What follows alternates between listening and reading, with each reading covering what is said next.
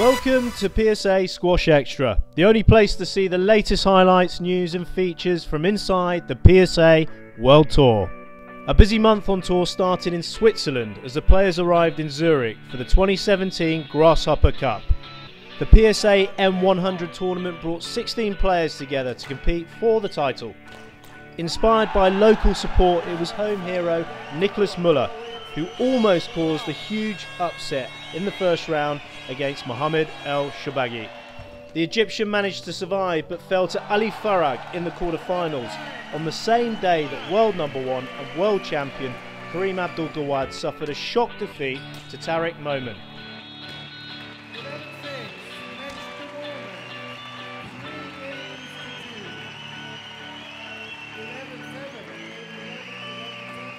It was Gregory Gaultier, though, who continued to steamroll the opposition. He took a 5th consecutive title without dropping a single game.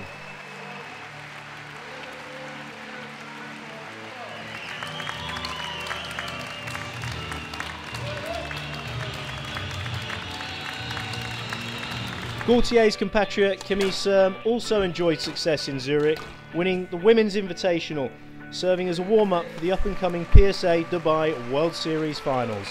Dutch footballing legend Marco van Basten was amongst the crowd in Zurich. Here's what he had to say about squash. I think it's a nice place. It's for me the first time that I see it's an international tournament of squash, and yeah, the level is very high. After my football career, I had a problem with my ankle, so I couldn't play other sports easily. So I started to play a little bit of golf and biking, but I didn't like that really. I like always when there is a ball, so I played also tennis, and tennis is a little bit too big for me. And all of a sudden I just played a couple of years ago squash, and I felt good, and I was enjoying myself. And yeah, I had no problems with my ankle, so I continued playing, and yeah, I like it really, because it's like playing chess, you know, in the field, and it is also physical. It's also with a ball. You can be smart, you can be strong, you can be mean, you can everything, and that's what I like. It's kind of boxing also, but it's also sometimes kind of music, because it's very technical, and so it's a little bit of everything. So. And the French general continued his winning streak when the action went stateside for the most lucrative 16-draw tournament ever, the PMI Bellevue Classic. Gaultier downed Omar Mossad in a repeat of the 2015 World Championship final, then Momin, James Wallstrop and Farag in straight games to make it 6 events in a row.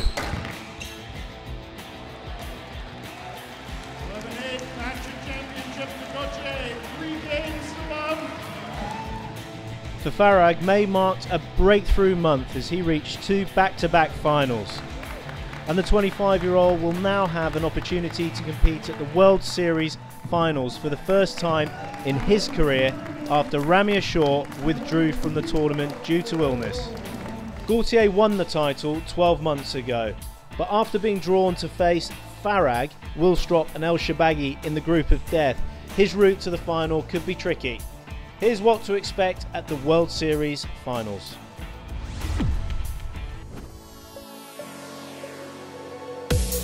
What are the PSA Dubai World Series finals? The World Series events are the highest events on the PSA World Tour. Points are earned at World Series events and form the PSA Road to Dubai standings. At the end of the season, the top 8 men and women in the standings qualify for the PSA Dubai World Series finals. Here the 8 men and women are drawn into 2 groups. Over 3 days, the players will play each other in a round-robin fashion. The top 2 of each group will play each other in the semi-finals. The finals will then determine who will be the men's and women's World Series champions.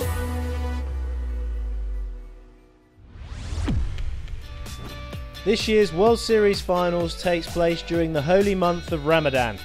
We spoke to last season's runner-up Raneem El-Walidi to see how she expects that to impact the players. This year is going to be a little bit different, though it's Ramadan, so I'm actually excited to see how it's going to be. Tariq's sister lives there now, so I'm going to be spending a lot of time with her and her husband. Basically, you don't eat or drink anything between sunrise to sunset. So usually anyone who has a normal work day who would be waking 8 a.m. would be in bed 10 a.m. But for Egyptians, for us athletes at least, we cannot play too much when we're fasting. So what we do is, if we're going to be eating at 6, we start practicing at 4. So then you only have like half an hour after workout. So then you can drink and do anything you want. So we start practicing 4. And then you wanna eat properly before you start fasting again. So at 2 a.m. you'd be eating again.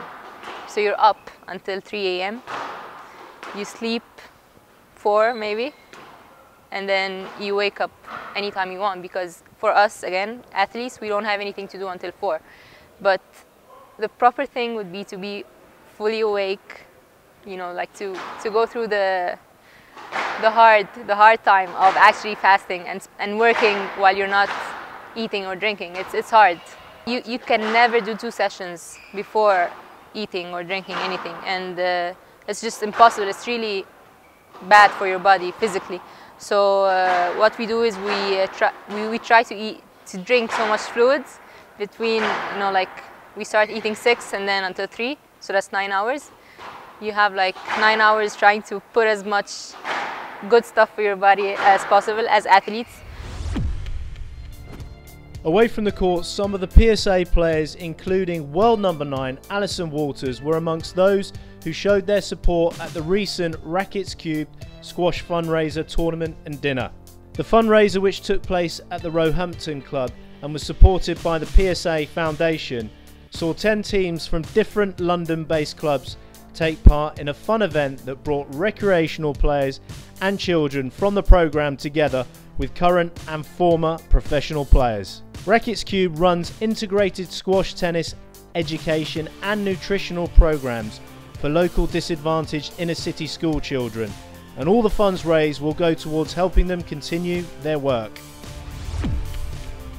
Away from the SQUASHTV cameras, there was success for Alejandro Romiglio at the Paraguay Open as he came through against Sean Delier in the title decider.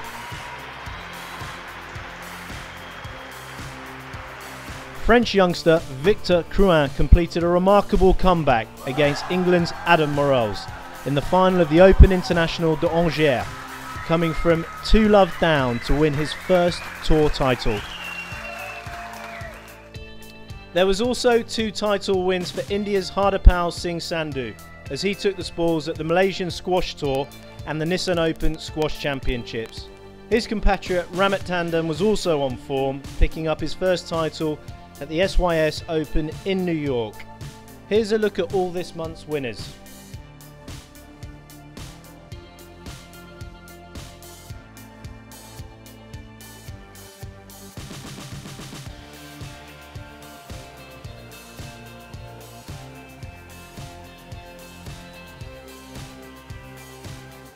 Courtesy of his wins in Zurich and Bellevue, Gregory Gaultier has gone back to the top of the men's rankings for the 6th time in his career, while Farag, who lost both finals to Gaultier, moves up to number 5 for the first time in his career. Tandon, after his first win at the SYS, moves up a massive 203 places to number 290. In the women's standings, there's no change at the top as El Shabini continues to hold the world number 1 spot. With 2 tournament wins to his name and an unbeaten streak that's reached 27 matches, Gregory Gaultier is the men's player of the month. Claiming the women's award this month is Japan's world number 196, Satomi Watanabe. The 18-year-old started the month with a runner-up finish at the Malaysian Tour 9 before defeating world number 42 Dion Safi in the final of the Nissan Open to win her first title of her career. The April Shot of the Month contest was dominated by the Egyptian Mohamed Abou Elgar, who took first and second place courtesy of these 2 beauties.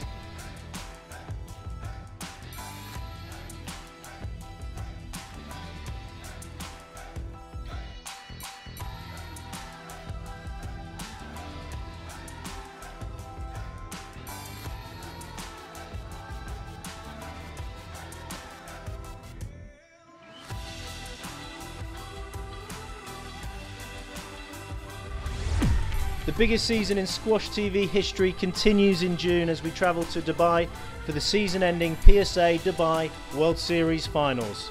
With only the top 8 players in both the men's and the women's tours in action, it promises to be electric. Check it out from June the 6th to the 10th, only on Squash TV and Eurosport Player. To get the best highlights and to make sure you never miss any of the action, subscribe to Squash TV on YouTube now.